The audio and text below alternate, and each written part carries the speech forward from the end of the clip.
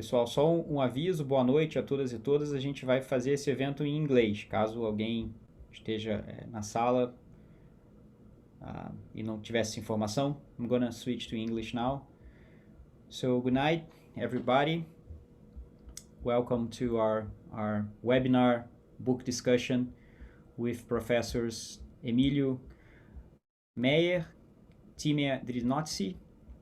I hope I'm pronouncing it correctly, or almost correctly, thank you. And Professor Agnieszka Bień-Kacała. It's great to have the three of you here to mark the launch of these two incredibly interesting and important books. And without further ado, I'm going to briefly introduce our speakers today. And here's what we're going to do. Professor Emilio will present his book in 20 minutes. Then Professor Tímea will take the floor and talk about her book with Professor Agnieszka. Then I'm going to make a few initial comments just to start the discussion, and you guys in the audience should feel free to ask questions on the chat function, using the chat function of Zoom. We may be able to let you guys open your microphone and ask the questions directly to the speakers if you feel comfortable, but if you don't feel comfortable, that's fine. Just ask the question on the chat and I'll be glad to read it aloud. So I guess that's it. I'll begin with Professor Emilio Meyer, who is a professor of constitutional law at the Federal University of Minas Gerais, and he has just published the book Constitutional Erosion in Brazil. And so Emilio, we begin with you. Thank you very much for accepting to participate in this event, which is sponsored by the Brazilian chapter of Icon-S. So thank you, Emilio. Thank you, Diego.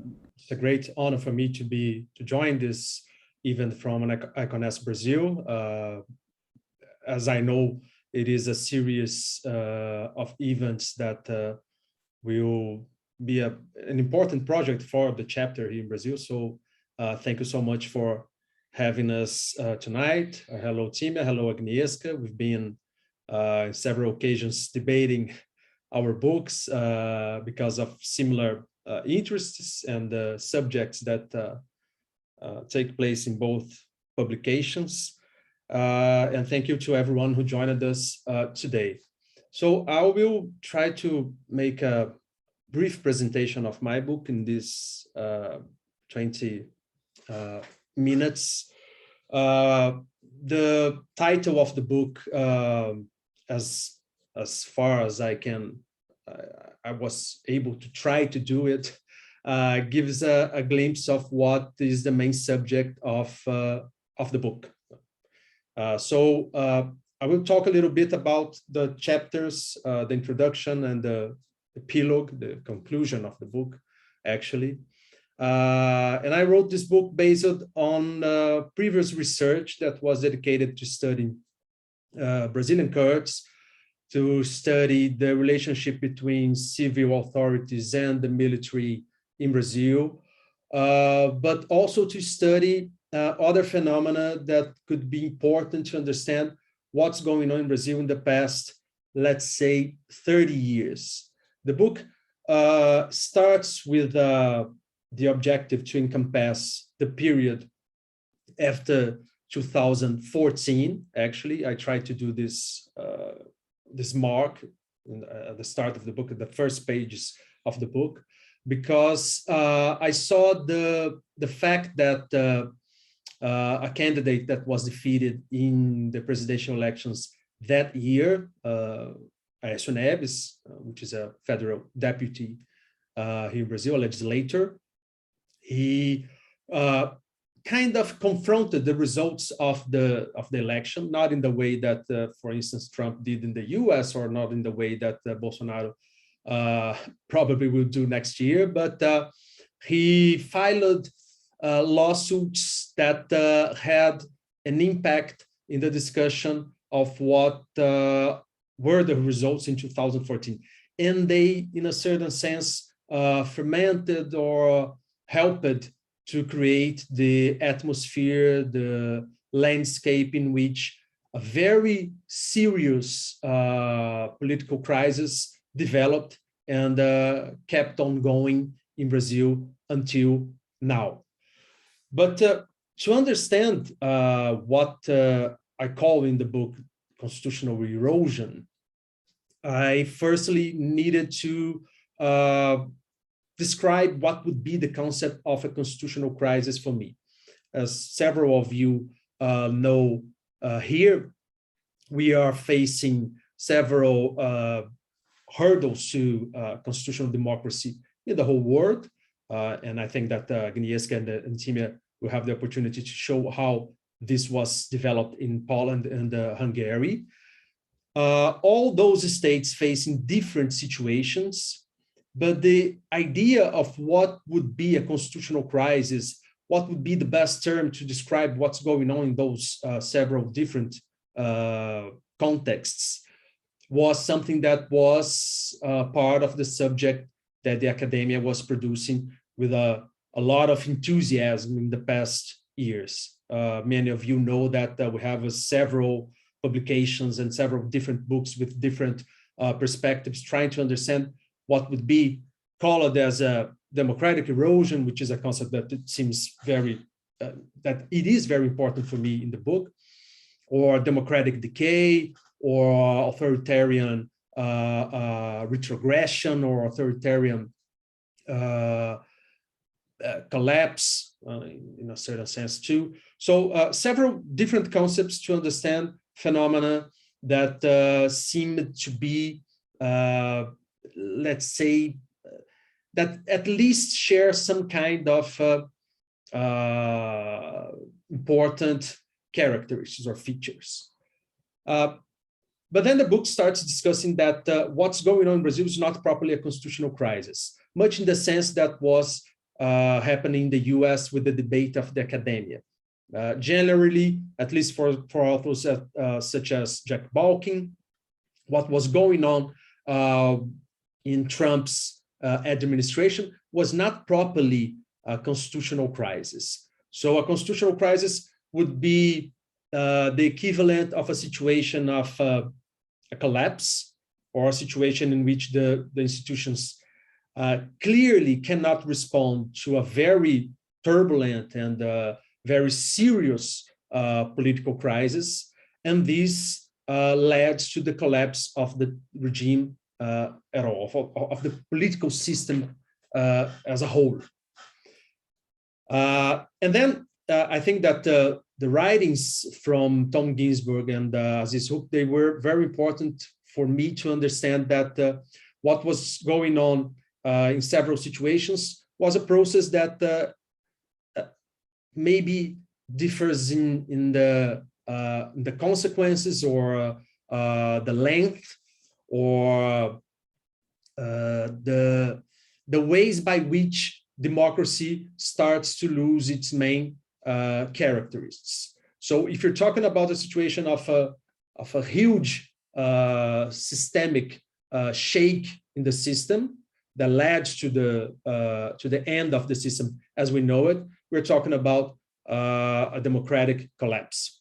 And if you're talking about a situation of erosion, of something that goes on as a process that is that has a very expanded length in time, then you're talking about what they call a democratic erosion.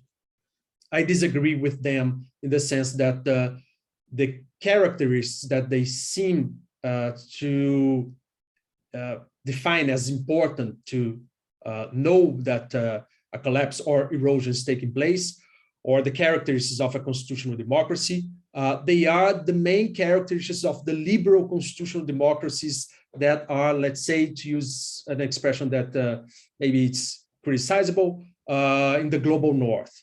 The idea that you must have affected the periodical elections, civil liberties, and the rule of law. Okay, this is very important to any democracy in the world, including Brazil. But I think that the process that reaches Brazil, or that start with an erosion that was bad after 2014, but it was happening before that, is different. You need to take into account a more substantive conception of constitutionalism or of constitutional democracies. So what I do in the other chapters of the book is to show that Brazil has several very distinguishable features that show that the process of constitutional erosion is a very complex process. The first feature of this process involves the relationship between the civilian and military authorities, which is something that I explore in a certain length in the whole book. But the main thing for me involves also the Brazilian Federal Supreme Court and its relationship with the transition that took place after the dictatorship of 1964-1985, and how this dictatorship is related with the Constitution of 1988 and the constitutionalism that it prompted.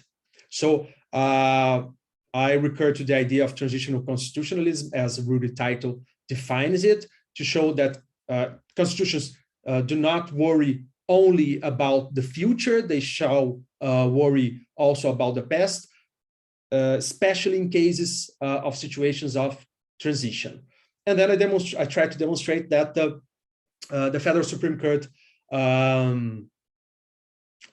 ruled in a case in 2010 that created a path for the military to return to politics in the years to come. So it is a chapter that deals with the past or the transition back there in 1988, but also with a present more closer to us in 2010, and also with the present and things that should come in the future. I don't think that probably I was not able to make those relationships in a very specific way in this chapter, but I think that the main idea or ideas there were these. Another very important problem that takes part in the constitutional erosion in Brazil is related to the way by which the 1988 Constitution addressed the problem of inequality, but the politics that took place after that did not.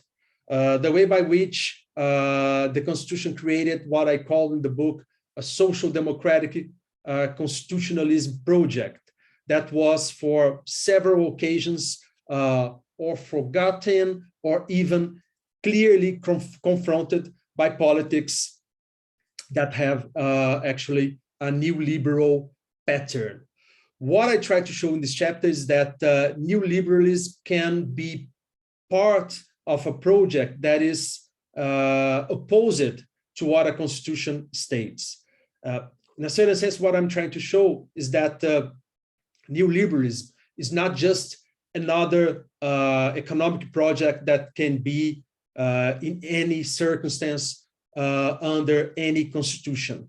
What I try to show is that the Constitution of 1988 created an idea of constitutionalism that has to address those social economic problems by a very complex list of socio-economic rights, by several systems of protection of health, of social security that must be accomplished and executed or made effective by any government that wants to lead a political project in Brazil under the 1988 Constitution. So I try to show that there are problems related to what's going on in Brazil.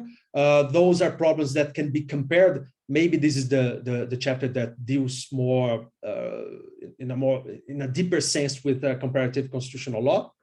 And then I use the case of South Africa, which has similar problems related to this situation, transitions that took place without addressing socio-economic problems, and this will produce a very unequal society that is unable to accomplish the project that was created by the 1988 Constitution in the case of Brazil. The next two chapters, they are dedicated to what has been one of the main concerns of my research throughout the years, how to think about the legitimacy of courts and tribunals, especially in Brazil. But then I thought that it would be important to take a step back and understand not only the way by which courts decide in Brazil, but all the landscape, all the way by which judges specifically are formed in Brazil, how they take their jobs, how they assume their capacities as judges in Brazil after public tests that probably do not capture the tasks that the 1988 Constitution created for them. So what I try to show is that there is a creation of a kind of elite in Brazil with judges in Brazil, and they try to lead political projects that they should not be leading. So my main concern here is not properly the car wash operation, but what we would call in Brazil lavajatismo, or how car wash operation created a kind of movement that had also very bad political consequences for our project. This is some of you here who are Brazilian know it, but for Tímea and Agnieszka, this is the advertising of a course here in Brazil that prepared people for the public tests for prosecutors and judges, and the advertising is in the sense that be a judge or a prosecutor, be a hero. So it gives a glimpse of what it is expected of some judges and prosecutors in Brazil.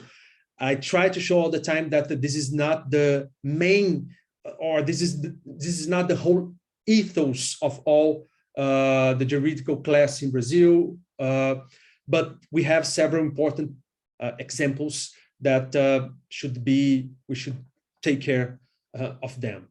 The next chapter is dedicated to how courts, in a certain sense, provided in the past few years, especially after 2014, decisions, rulings that created the scenario for what we can call unstable constitutionalism. And then I adopt Madav Kozla and Mark Tushnet's concept, how they deal with the way by which actors inside the system can create several occasions for shaking the whole system.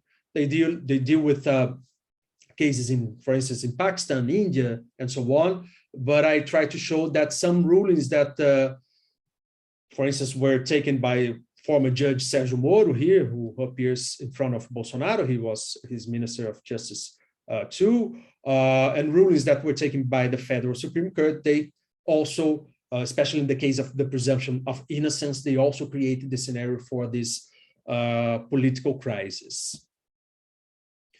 Then we are missing here the G here, the moderating actually powers. I discuss a very old thesis in Brazil, the idea that we had by the 1824 Constitution, the creation of a moderating power, a fourth branch that belonged to the emperor and should act in situations of crisis between the other branches, the legislative, executive, and the judiciary. A very authoritarian concept that, although it was abolished by the 1981 Constitution, it stands throughout Brazilian constitutional history until now. So some more conservative jurists in Brazil try to interpret an article from the 1988 Constitution, Article 142, in the sense that it would provide the armed forces with the power to try to create solutions for political crises in Brazil. So it's a very dangerous interpretation that I try to deconstruct and show that the very discourse on moderating, on a moderating power is something that the 1988 Constitution does not allow for. It's a very difficult task because you need to confront the whole history of constitutionalism in Brazil and go throughout several different constitutions to try to explain something that should be obvious. That is the fact that this is a concept that could not be a ghost in our democratic constitutionalism anymore. The next chapter discusses the way by which rule of law was affected by the engagement of the military in politics in Brazil, especially after 1988. And this is not only due to the active participation of the military, but also by the way civil authorities called the military to act on subjects such as public security. And this is at least from the government of Fernando Henrique Cardoso back there in the 90s. And then I recover this history and add to this history an agent that, at least for me, is important in the Bolsonaro government, which are the militias. The militias, they are actually illegal organizations that are formed by people who once belonged to the military police or civilian police or even the armed forces. They have much power in Rio de Janeiro, but they also spread throughout other states in Brazil. And they were very important for gaining political and economic power, especially in this, let's say, model or case study that I use, that is the state of Rio de Janeiro. And they were very important, for instance, for gaining votes for political projects, such as those one led by Bolsonaro family. Think, for instance, of the case of Flávio Bolsonaro and also Carlos Bolsonaro, the sons of Jair Bolsonaro, the president.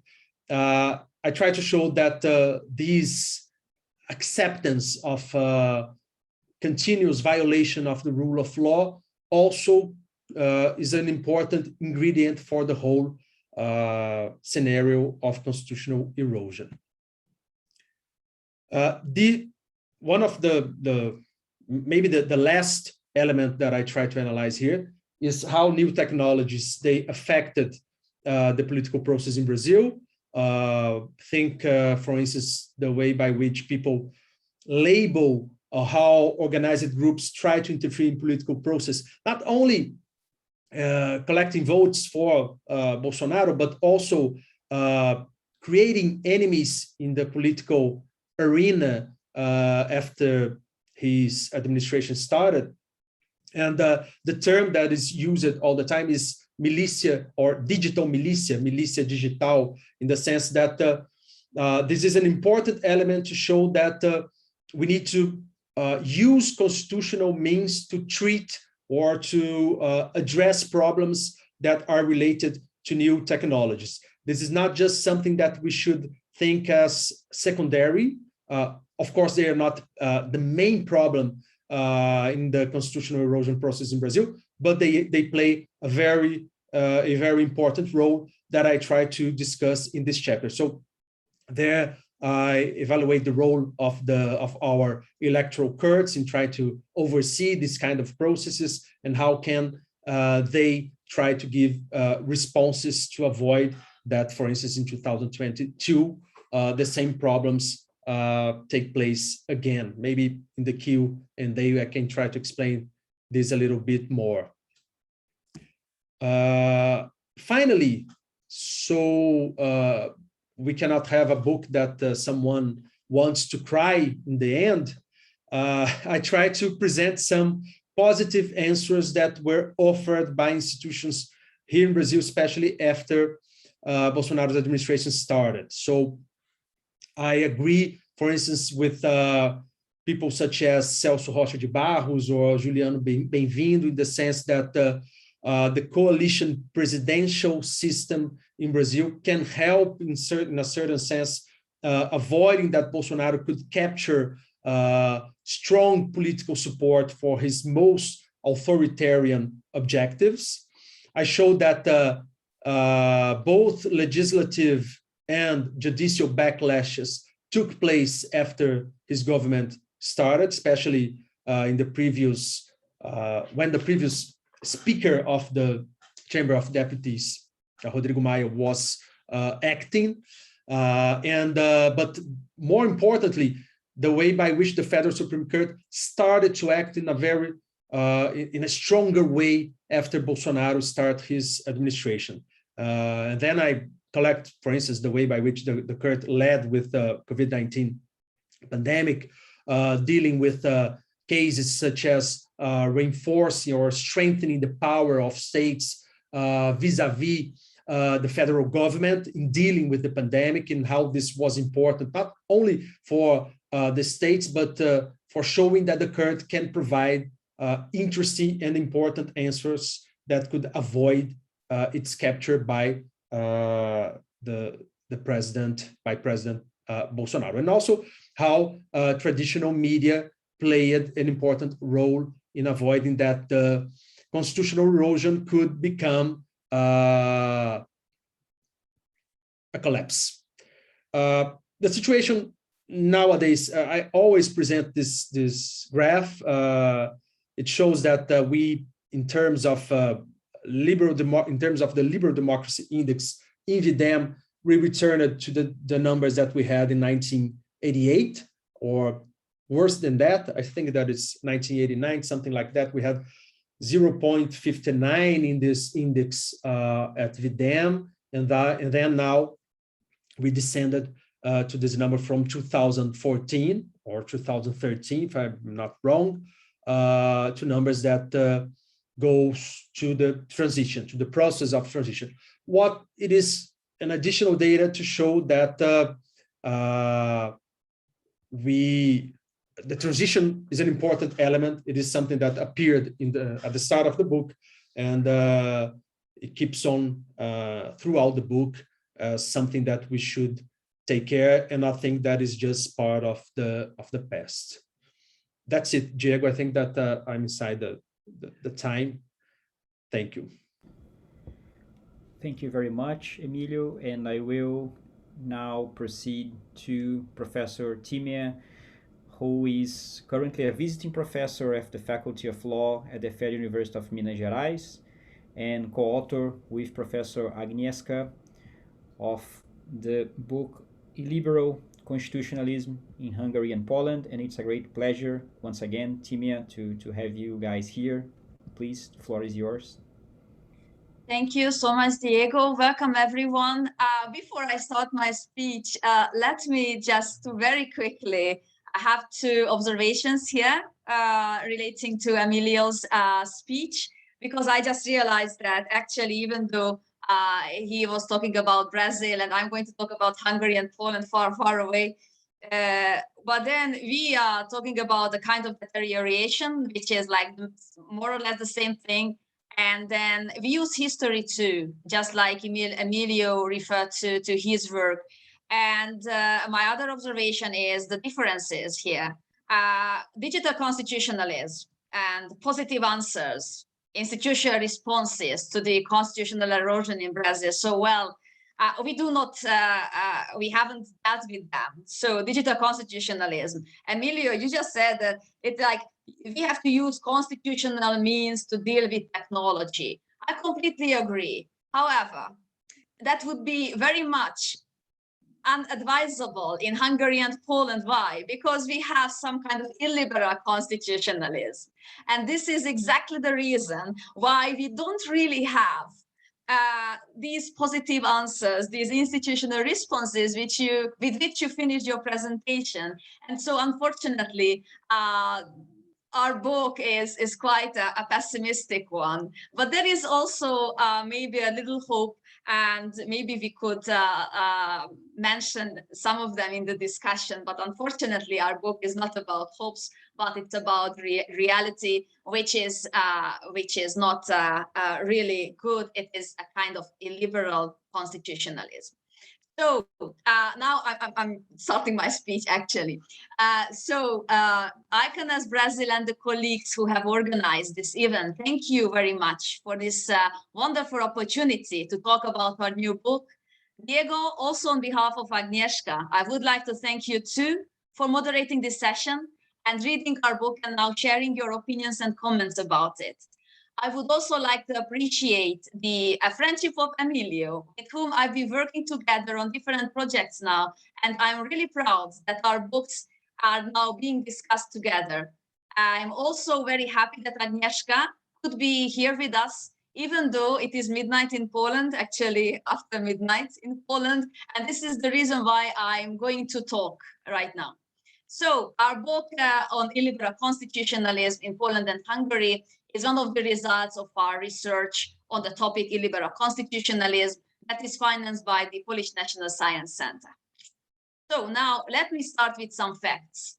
The Fidesz party in Hungary received the constitutional majority in 2010 and immediately started to remodel the system with the new partisan constitution, the text of which, without any meaningful consultation, was submitted in March 2010 and adopted in 1 month.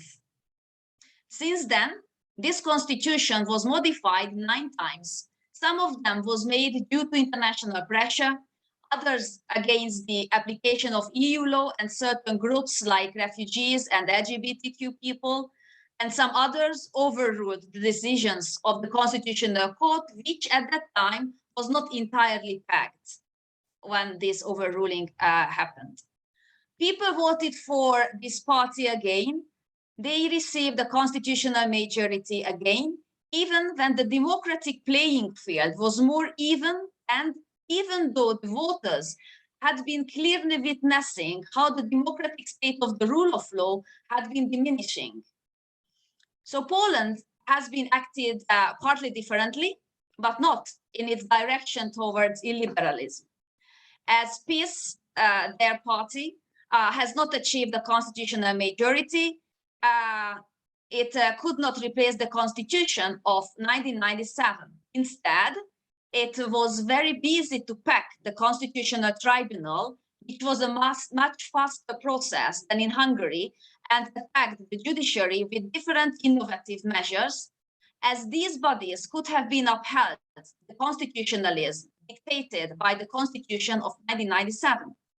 With the active contribution of the packed tribunal, the parliament and the executive, an illiberal and invisible constitution has been created through unconstitutional interpretations of the Constitution of 1997, the unconstitutional lawmaking activities and practices of the legislative and executive power.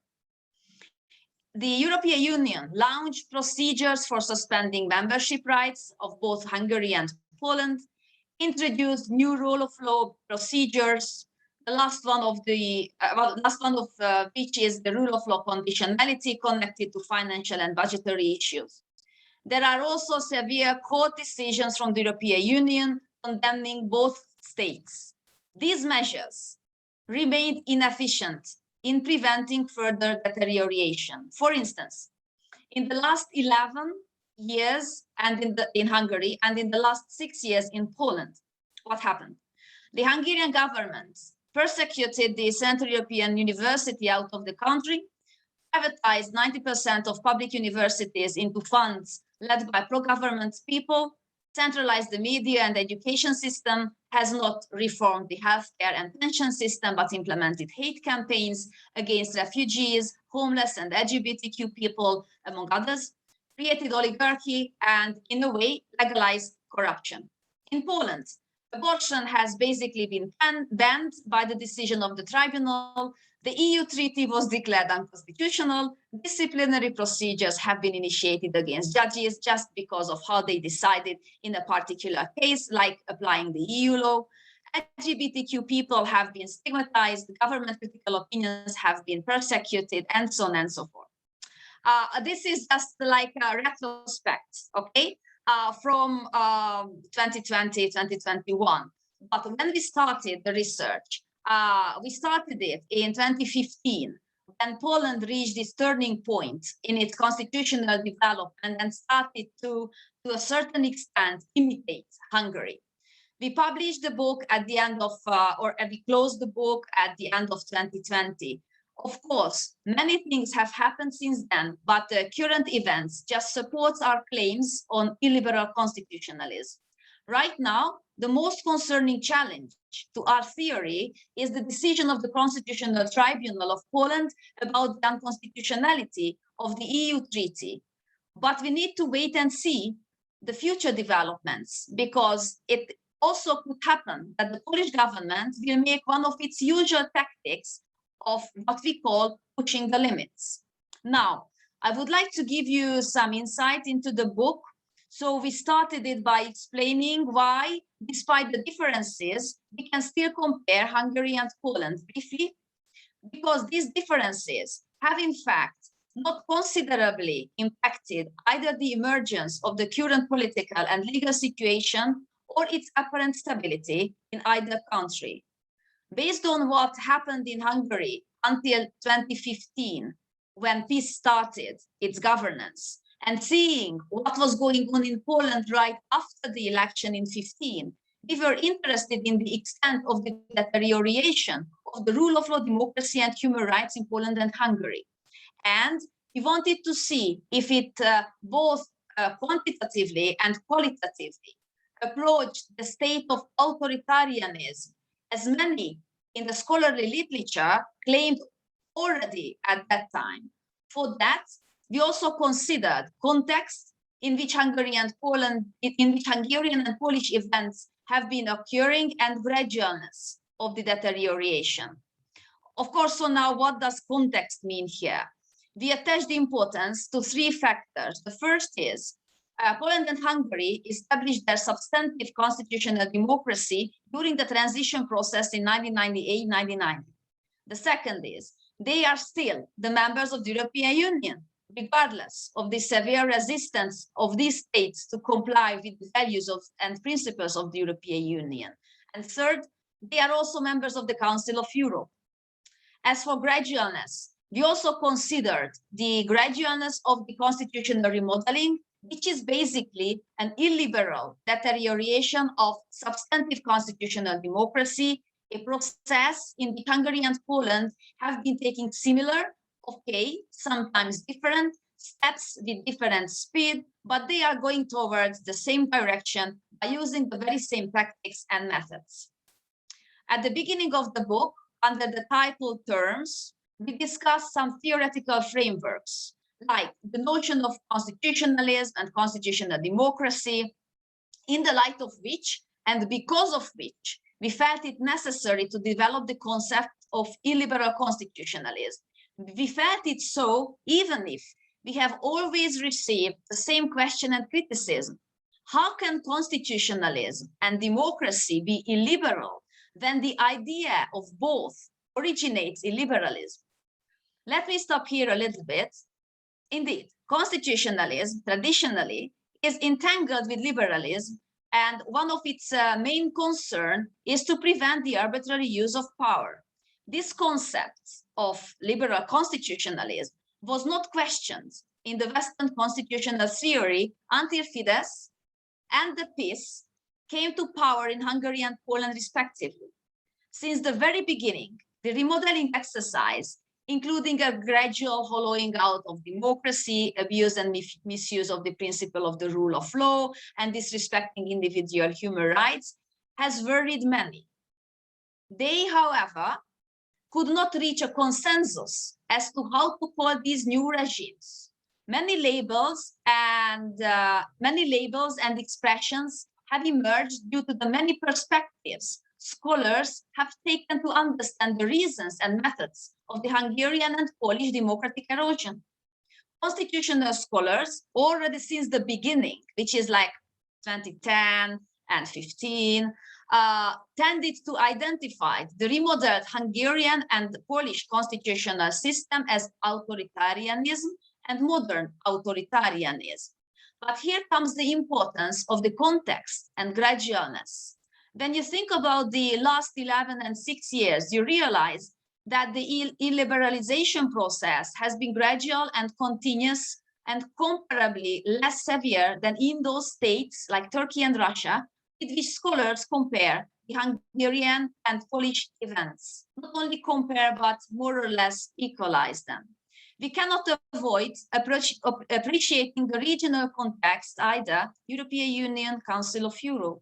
Based on these, we have assumed that we could consider these factors and better understand the changes if we disentangle liberalism and constitutionalism. It is not an unprecedented scholarly endeavor, neither in theory nor in practice. Just think about the idea of non-liberal constitutionalism and how scholars describe Israel, semi-liberal constitutionalism, Singapore, authoritarian constitutionalism, Hong Kong, mixed constitutionalism. So we go further in conceptualizing the term as a reality and not only as a theoretical possibility as Mark Kushner does.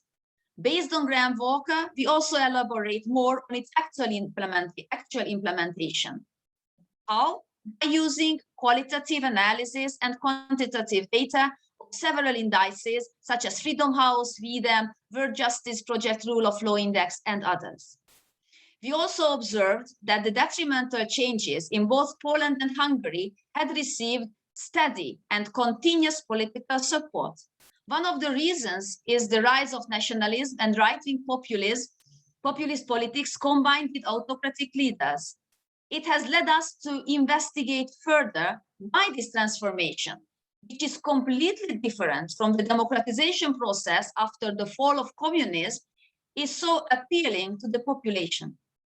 So in the part on identity, we argue that an unbalanced constitutional identity has been molded throughout Polish and Hungarian history, in which emotional traits of collective victimhood and collective narcissism and the longing for a charismatic leader are noticeable. After reviewing the historical and emotional trajectories of the remote past, we continued with an investigation of the value orientation of Poles and Hungarians in the post-communist past and beyond, which shows this value orientation shows distinct features compared to the societies in Western states. This could explain why people wanted a democratic transition in 1989, 1990, and why they have been continuously supporting illiberal and autocratic leaders in the past 11 and 6 years. Constitutionalism presupposes a kind of constraint on public power. We discussed it in parts on limits. We have 2 parts on limits.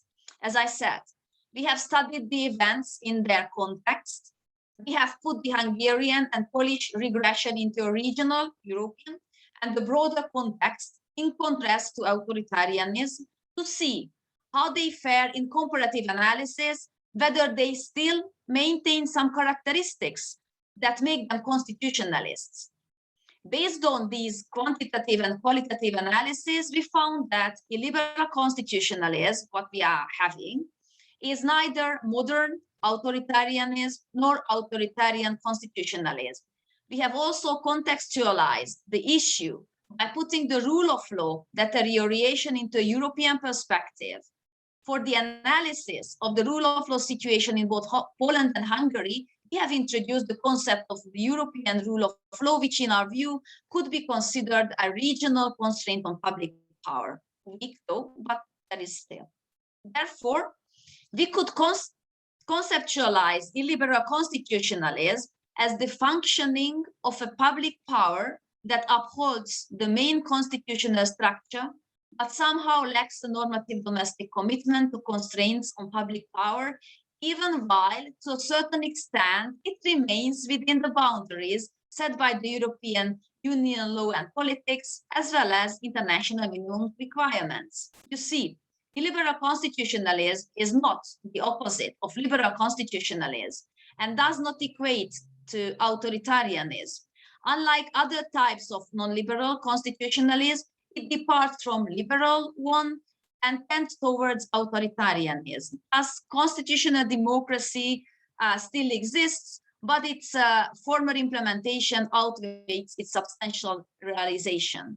All elements of constitutional democracy, such as democracy, rule of law, and human rights, are still observable, but only in a continuously diminishing, hollowed-out manner. Consequently, illiberal constitutionalism encompasses, as we call it, illiberal democracy, illiberal legality, which is the abuse, rule of law, and illiberalized human rights protection. This is how the term constitutionalism is enriched by its illiberal modifier, even if it means a constitutionalism that is qualitatively less or worse than its liberal counterparts. Being able to collect these characteristics of illiberal constitutionalism, it could also suggest that there is a sort of stability of this system. Therefore, we have started to investigate whether it is possible to detect a clear pattern regarding the methods by which the remodeling commenced, was consolidated, and through which its results are maintained. We have identified 4 such patterns.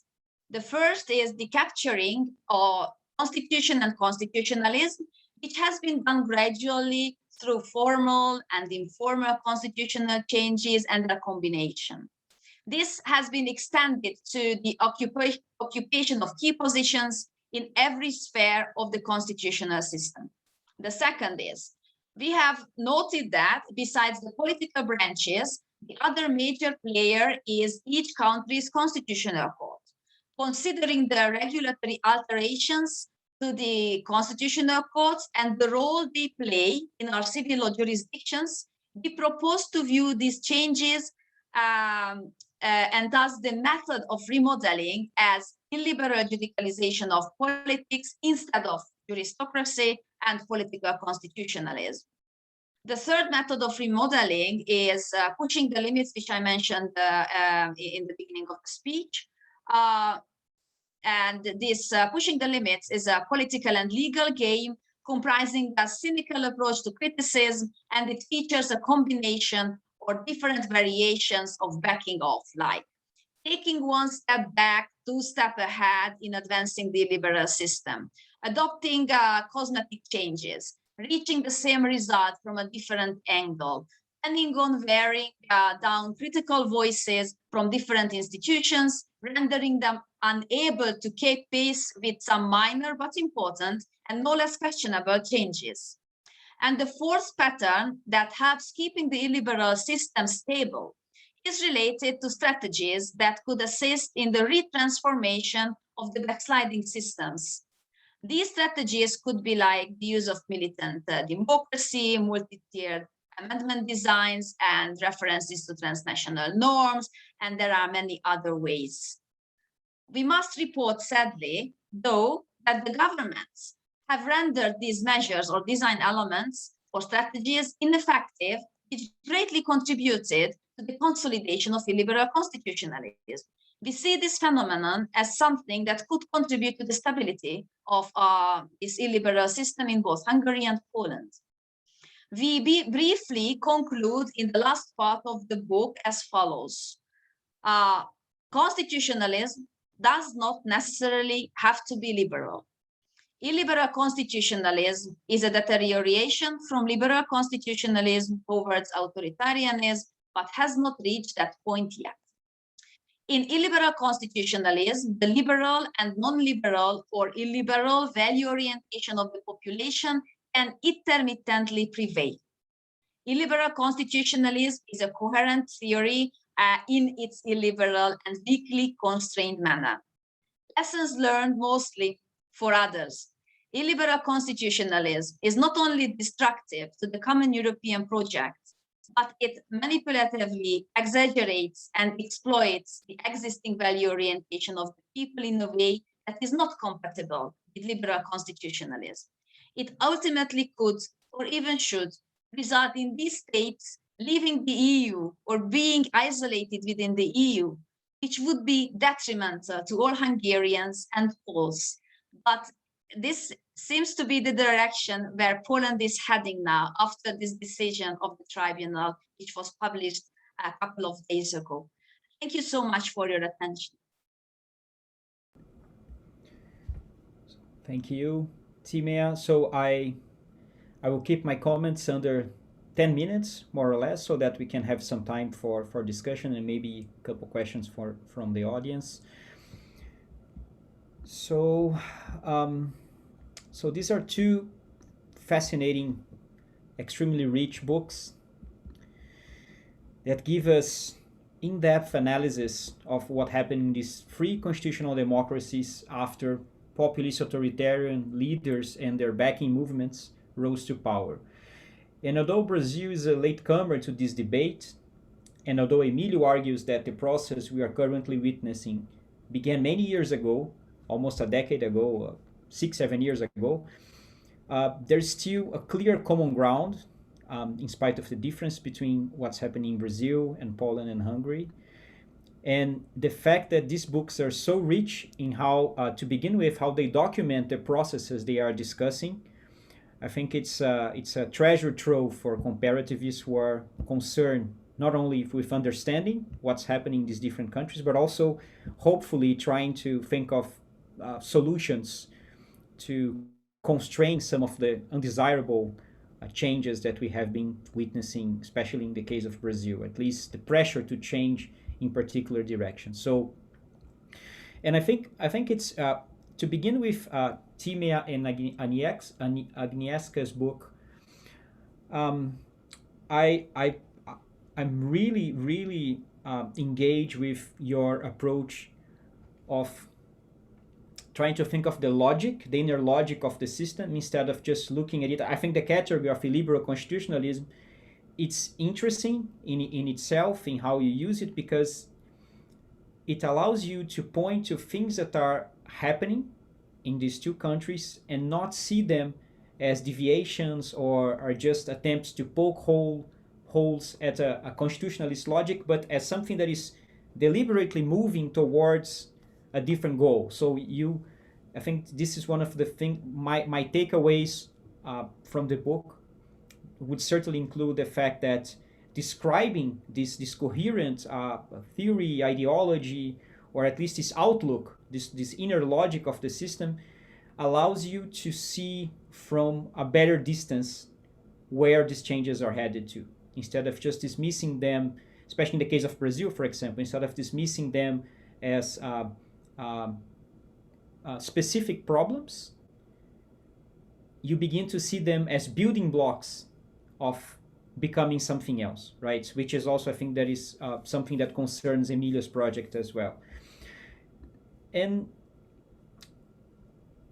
I'm particularly interested in, and my question will focus on the specific role of courts in these 3 case studies. And specifically in the Illiberal Constitutionalism book, you make a point of saying that yes, there was a legal culture and an institutional environment in which these two courts were encouraged to deploy extensive powers of review in the 90s, and there was a good reason for that. And they became partners in institutional change and constitutional change in the country before the rise of illiberal constitutionalism. This was a dynamic that's already at play. So they had these extensive powers, they were active partners in constitutional change in these countries, and then suddenly they become partners in illiberal constitutionalism as well. Not so suddenly. You describe the turning points and how these things came to pass. But I'm particularly interested in the role of courts in this process as agents in themselves, not as institutions that are captured by appointments after a particular party wins power over several elections and earns the prerogative to make appointments or changes the existing rules of judicial structure, but before that, the role of courts before these things reach that point. Because this is more or less the point where we are in Brazil right now. I would say Bolsonaro has caused a lot of damage in terms of policy and human rights and many aspects, but he has been unable to make any lasting changes to institutions.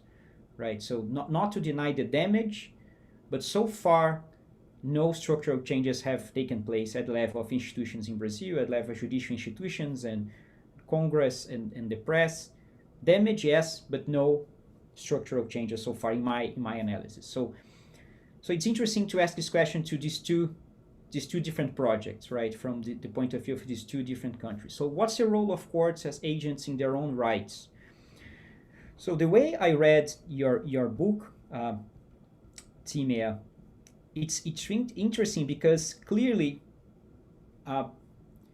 you have this process of building momentum for judicial power, even though I understand that you are not endorsing the juristocracy critique. You're not saying that there was anything particularly wrong with the role that courts play.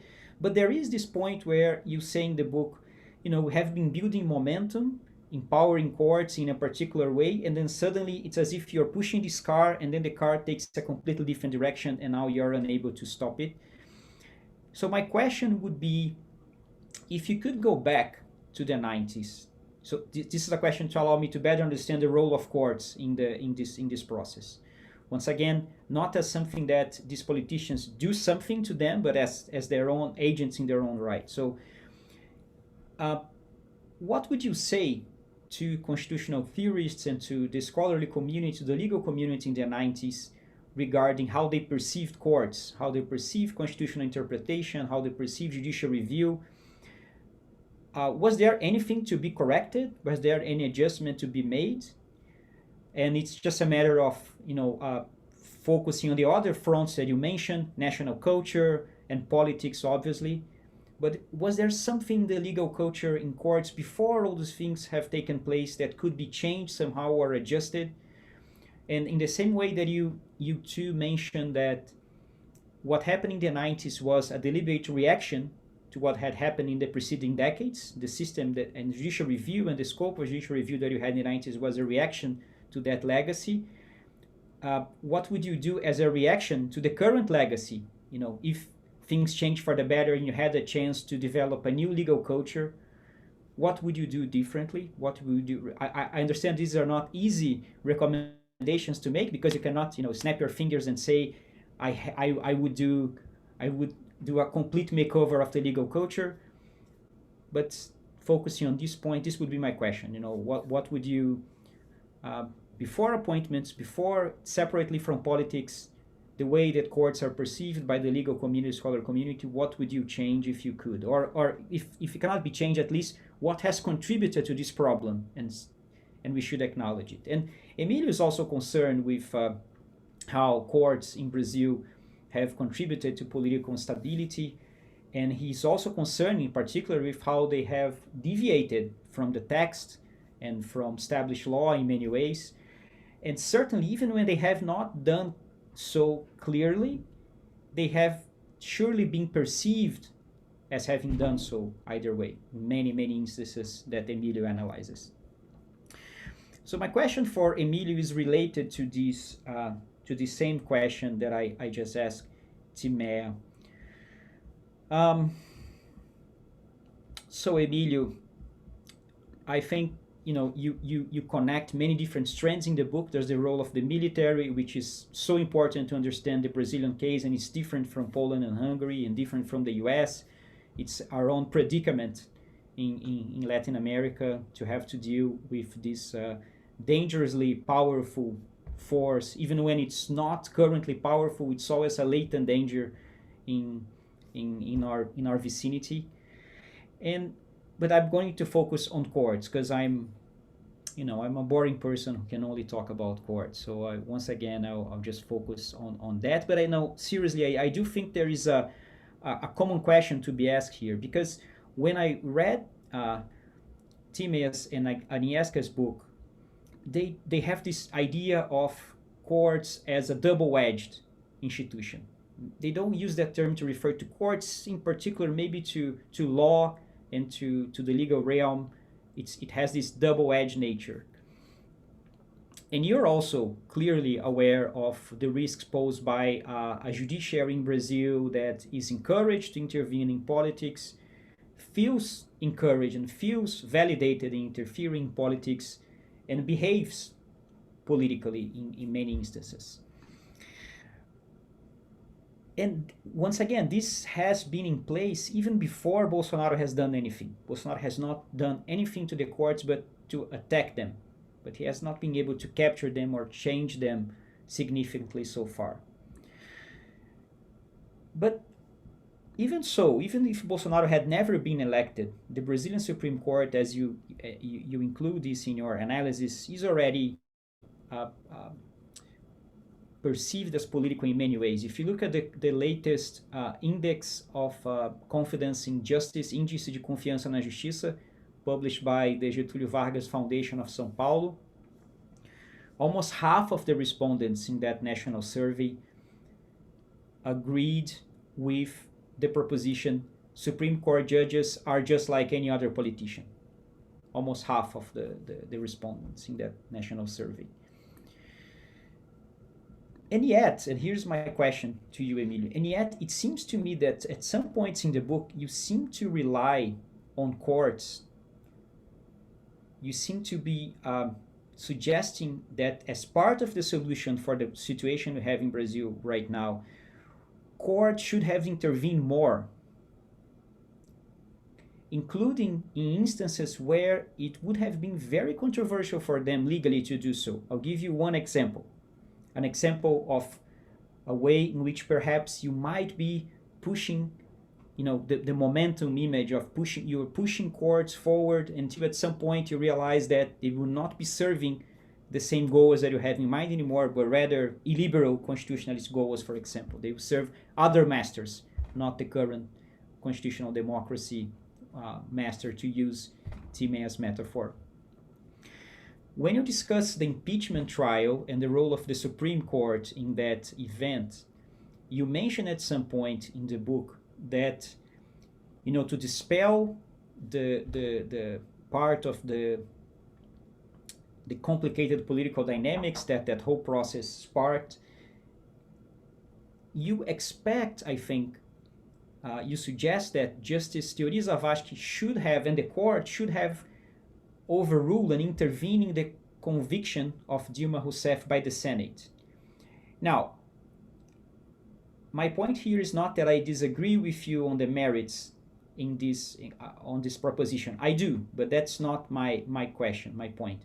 My point is, how would you convince the public that was not an instance of the court being political itself, creating more instability, if you consider that one of the arguments that defense presented in that case, and you mention it in the book, was that the senators and the politicians who voted for her conviction were partial. But that argument had been decided on and set aside by the Supreme Court several times in the preceding months, including the first lawsuit on the impeachment proceedings on December 2015. So you obviously you can disagree with the court's decision and you can criticize it as part of the problem. But a court that has decided more than once that that's not a problem for the impeachment trial, and a court that in the 90s had signaled that it would not intervene on the merits of an impeachment conviction, if you expect the court not to show restraint at that point and to overrule or to accept an appeal and void the Senate's conviction, even though you can have a great argument for why that would have been the correct decision, wouldn't it be too hard to present that kind of intervention as something different from a wild display of judicial activism, an extreme instance of judicial intervention in politics? So my question then is this: it's the tricky thing when you expect courts to act in this context is to draw the line between politics and law, of course. And one of the easier, not easy in itself because it's never easy, but one of the best ways to try to signal that you're not being political is sticking to your previous decisions. So aren't you expecting too much of the Supreme Court, which is already perceived as politicized, which already behaves politically in many instances, when you expect it to intervene at that point in the impeachment proceedings? And this is just an example that made me think from your book of how delicate a balance we must strike between expecting courts to do something, but on the other hand, not pushing them too fast, too much forward, so that we can avoid the dynamics that Tímea and Agnieszka describe in their book, which is a court that is detached from law, or at least has a lot of leeway to maneuver, that will then be used in the future for purposes that are far from what we would expect in a constitutional democracy. So it's just, these are my brief comments. I'm sorry I could only focus on courts, but I hope to have time for another round of questions from the audience. We already have a question on our chat, but I'll let you guys answer before we proceed to the question from the audience. Thank you once again. Thank you, Diego. I think I have you start. And actually, yeah, you should have considered your questions more carefully, because now it is a very complex one, right? So, I mean, it's about legal culture and the transition process and the competencies of constitutional court and how they change their approaches and what has happened. But please don't talk about the legal changes, but what is behind. So very, very complex, but very interesting question. And I think very important question. And I try to answer very briefly. And also, what would I tell them? So I think that you asked two questions. The first concerned the constitutional courts and what I would tell them and why. And the other concerned what I would tell the legal community of the 90s, whether they should do something differently or not. And so for the courts, what are the role of the courts as agents in their own rights? And this is very difficult to answer, because then we have to answer the question whether we can talk about courts or we can talk about justices of the Constitutional Court as individual persons. Let me just go to put them together as a court, okay? So if we consider them as a bunch of people which we call like court, then I think that it's very important for the audience to understand that, for instance, in Hungary, and I think that Agnieszka will deal with Poland later. So we are said, like Hungarians are said, like historically as a lawyer nation, or very traditionalist, and we have conservative approach to law throughout the history, basically. And when the transition happened, we did not reach out to our historical traditions and imported like ideas of so-called historical constitution, which we had for centuries. But the Sólyom Court in the 90s, which, as you said, were very active partners of liberal constitutionalism, they imported ideas from Western countries, from Germany, from the United States, and they wanted to adopt those already applied ideas to help to transform the Hungarian system. And I think that they might have thought that their role is bigger than they actually should have considered themselves. But I cannot help myself. I just like it, because I cannot imagine another type of transition. Other type of role of the Constitutional Court, given the historical circumstances, which was a negotiated transition. So basically, the Socialist Party and the new parties, the opposition parties, sat down and they decided how to change the regime. Now, in this situation, it is very difficult to give justice to the people, right? Because now there is a continuous process, and how the question arose, like how to build rule of law against the rule of law. What is more important, giving justice against the rule of law or keeping the rule of law? And now the courts in the beginning, they chosen rule of law. So they chosen something which was like incomprehensible, I think, for most of the population. And here comes the role of maybe the legal community. Maybe they because at the time I was just a teenager. So maybe they should have done better work in translating these ideas to the everyday people, to educate the population more and more about what liberal constitutionalism, what constitutionalism means, what rule of law means, why is it important, and why I'm saying that, because when you read like literature concerning that era, there are some assessment in the literature claiming that constitutional patriotism has never emerged in Hungary. So the population never saw that is my constitution. They don't even know what was in that constitution. I quite doubt that they know what is in this constitution. But the main point is that maybe the problem was that the court at that time took a role which the population was not really ready to accept. I think that is it. And then the legal community failed to translate the importance of these new values, the new principles which constitutionalism and democracy brought into the country. Yeah, briefly. And I hope that I could express what I think about it clearly. Thank you. Thanks, Tímea. Emilio? Can I add something? Of course, I'm sorry. Yeah. Okay, I'm sorry for that, but I think that there are some things that I can add to what Tímea said. Obviously, in Poland we had the similar situation with the transition and the problem with the translation of these values that were imported by constitutional court into the society. And as if we consider what constitutional tribunal did, we have to remember that in Poland we changed only one provision of the constitution. It was putting there the rule of law, democratic rule of law.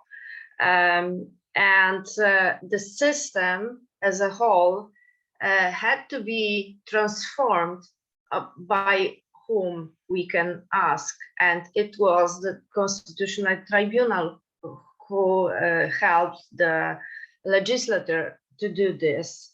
And this is the importance of the Constitutional Court. And also what Tímea said, and I agree that the problem is with the values and the implementation of the values. I would like to also add one thing, that we have, as Tímea said, unbalanced constitutional identity. And this is visible when we look at abortion decision of Constitutional Court. We had the decision in 90s and in 2020, and those decisions are similar in content. So those illiberal values were somehow in our society previously. So you see this difficult element, obviously difficult element. And I would like to also add that sometimes I have this feeling that Constitutional Court previously, what they did, justices, what did, they lacked one very important constitutional virtue, which is self-restraint. And they put values, some certain values to their justifications. And now it is abused clearly by what this court, this Constitutional Court, is doing. To add something more about values and the Constitution, there are some research on the importance of the Constitution for Poles. And we see that now the Constitution is very important. People see its values and want to fight for them, but if they are called to go to streets and protest, they are not interested in it. So it is something in us, yes, as you see, and also in justices and yes, constitutional courts, at least in Poland. But I think that Tímea will agree with me. Yes, thank you. Sorry for this. Maybe my ability is not so high, but it is because of you see this darkness behind me. Thank you. Thank you. Emilio? Okay, Diego. Yes, very good question. Yeah, I made a lot of criticism towards the Brazilian Federal Supreme Court because of the trajectory on jurisprudence or in case law referring to parliamentary immunities, the way by which they saw how deputies and senators could be or not imprisoned. I debated also the way by which presumption of innocence was seen by the court in a very contradictory way. We discussed it in the past, and it changed from 2016 towards something that the court decided before 2009, and then it goes back to what the court was deciding until 2016 in 2019 with several consequences, and not properly consequences in the sense of mega politics, but consequences for imprisoned people throughout the country in a very, let's say, strong way. So yes, I think that maybe in several of these cases, in the sense just referred by Agnieszka, the court would benefit more, and we would benefit more of more self-restraint. But concerning the impeachment process, I think you remember with me that already at the start of the procedures, Justice Teori Zavascki, or it was one case decided by him and the other by Justice Rosa Weber, concerned what was the role of the Speaker of the Chamber of Deputies concerning the procedure. And one of the things that they said was that the Speaker of the House has some role in controlling what was the basis, or let's say the juridical basis for the impeachment process. You could not just say, let's create a special commission and let the procedure go on without any basics, or what people calls here in Brazil a just cause for a criminal procedure. So it seemed to me that if this is a position the court should defend related to the Speaker of the House, it should defend also in all its consequences. So maybe the best thing for the court would be to be able, before the procedure starts, the very procedure of impeachment starts in the Senate, that it could halt the procedure if there is no juridical basis. I think that the impeachment process is a political process, but it is a political process over a juridical basis. So maybe the best thing would be that.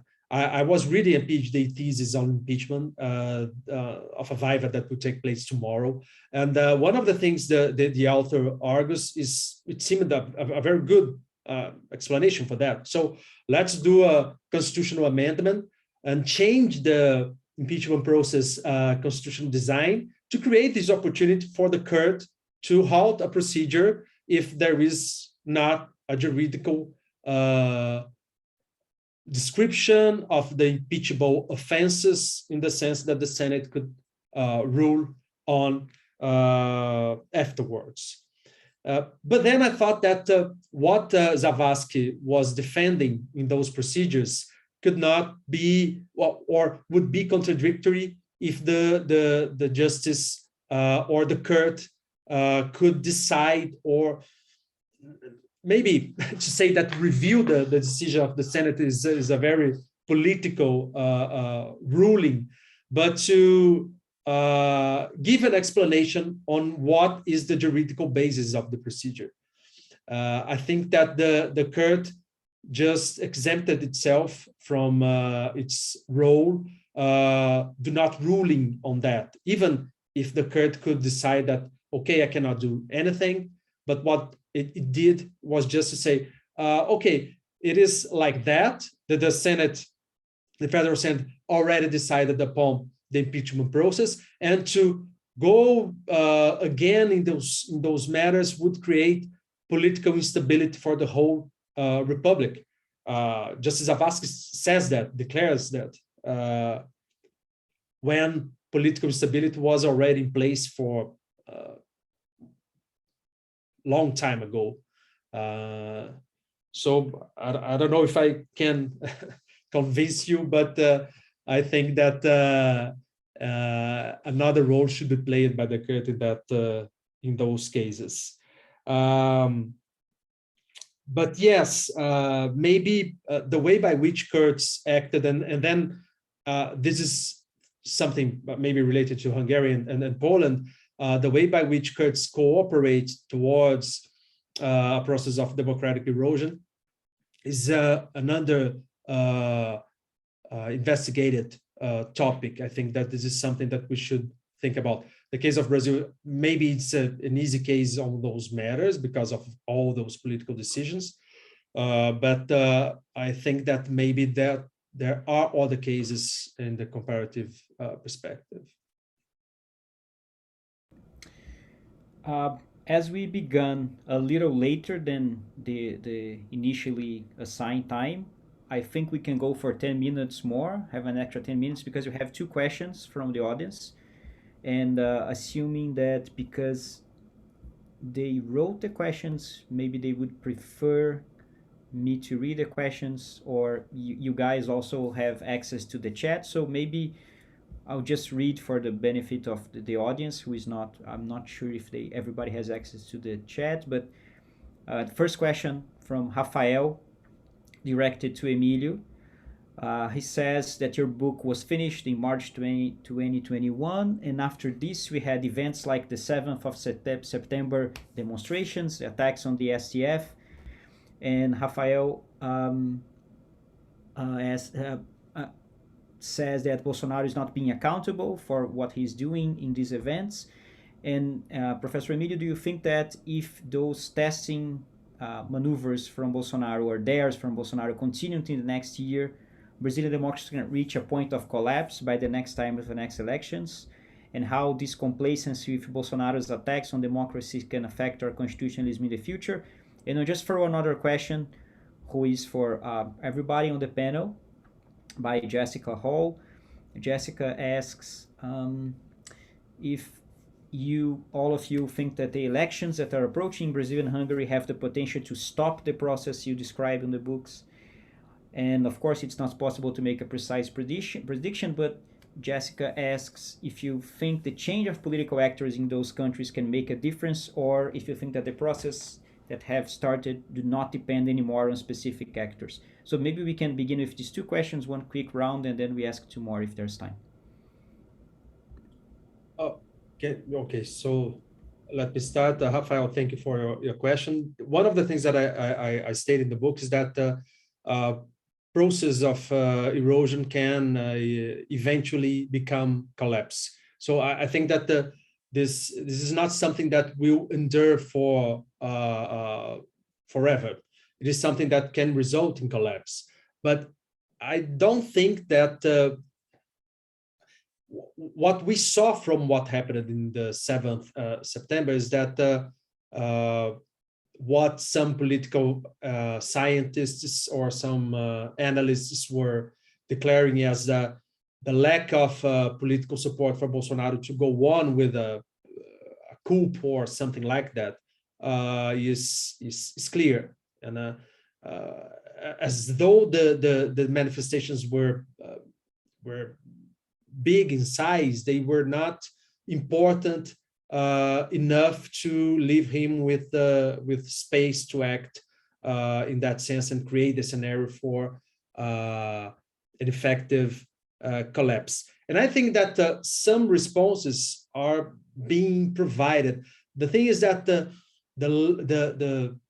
way by which courts act and the thing that we need to pay attention to guarantees that are truly important of due process and the rule of law makes us a little bit anxious with what's going on.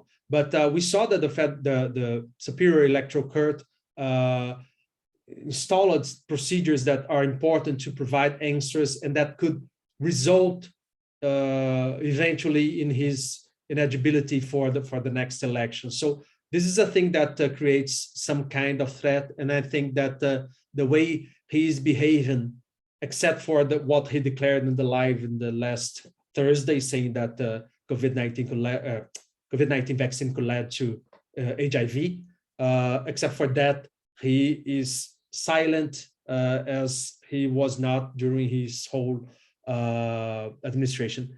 And I think, Jessica, I think that, yes, we don't actually depend on specific actors. I think that we depend on alternative projects to what Bolsonaro is defending. As for the polls today, those alternative projects would be successful, but we don't know what will take place in the next year. But even if someone that opposes clearly Bolsonaro is elected, we will have to deal with several inheritances that are truly that can damage democracy for years to come. So think just, for instance, on what to do with all the number of military members that he nominated for diverse places in his administration. That's it. I think that I have one question from Jessica, right? Thank you. Yeah, elections are coming. Thank you so much for this question. I want to mention like 4 things here: people, institutions, parties, and legal community. I would start with a positive note. Yes, hopefully there would be some change in Hungary. Right now, the opposition is uniting. They are doing a lot of stuff together, like primaries, and so they seem to work together. Then it is also a good thing, and it could be also a bad thing. Why? Because if you remember, and I'm talking right now about the people, what Agnieszka explained, that we have something in us and we have an unbalanced identity, which could support liberal constitutionalism and illiberal constitutionalism as well, basically depending on who we want as a leader. We long for a charismatic leader who would save us all from bad things.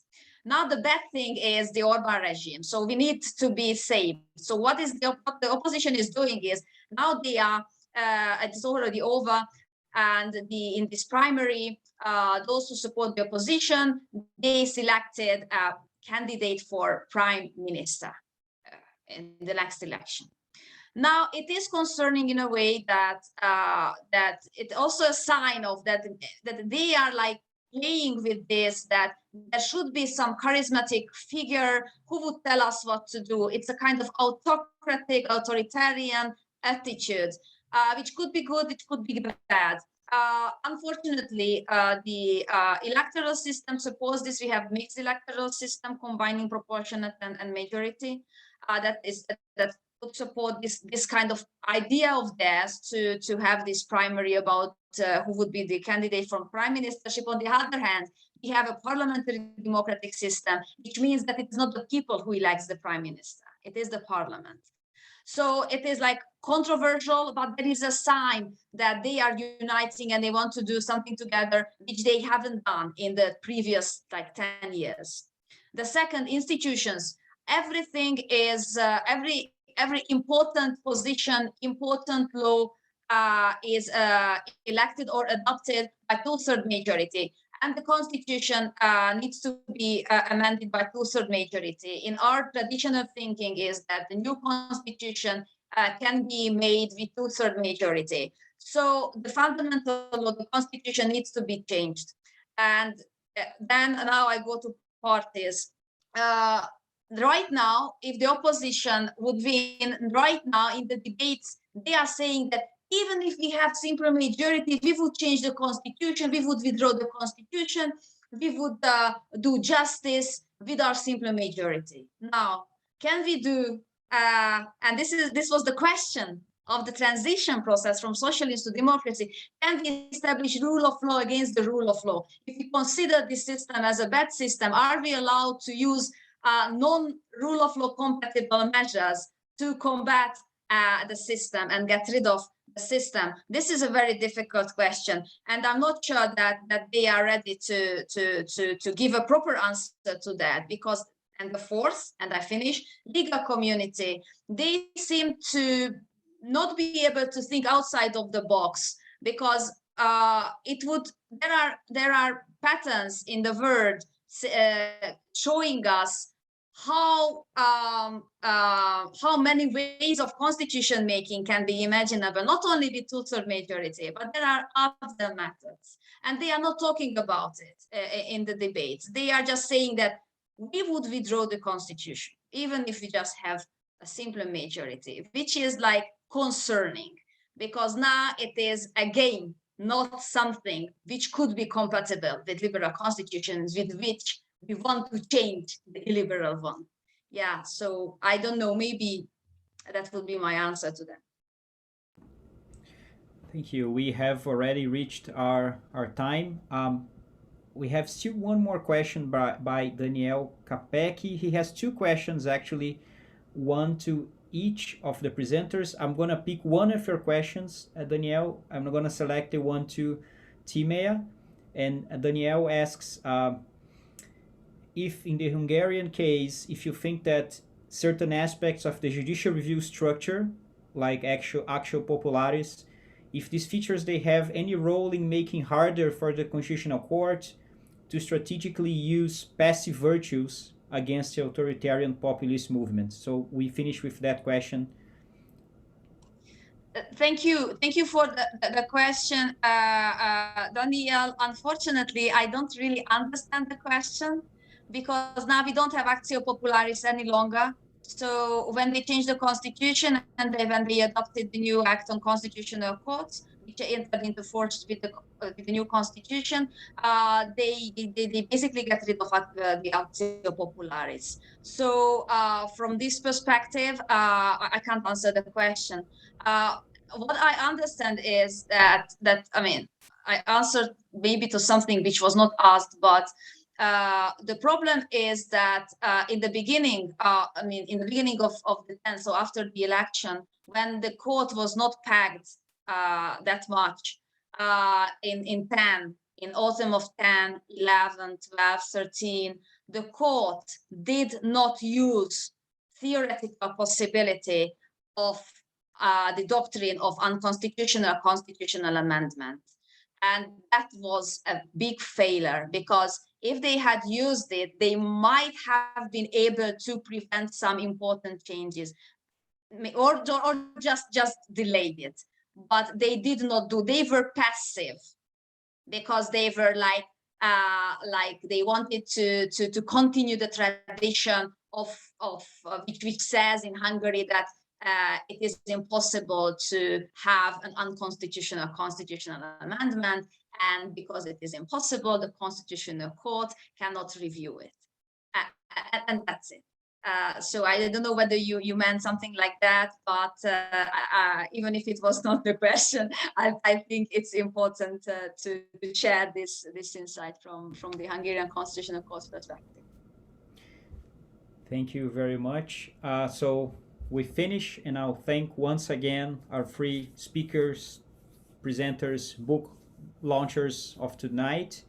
And I also end by thanking Ana Laura, Daniele. I think you are the two representatives of our communications team at Icon-S Brasil who helped us put this together. So thank you, everybody, and congratulations once again for the 2 books. Thank you so much. Thank you.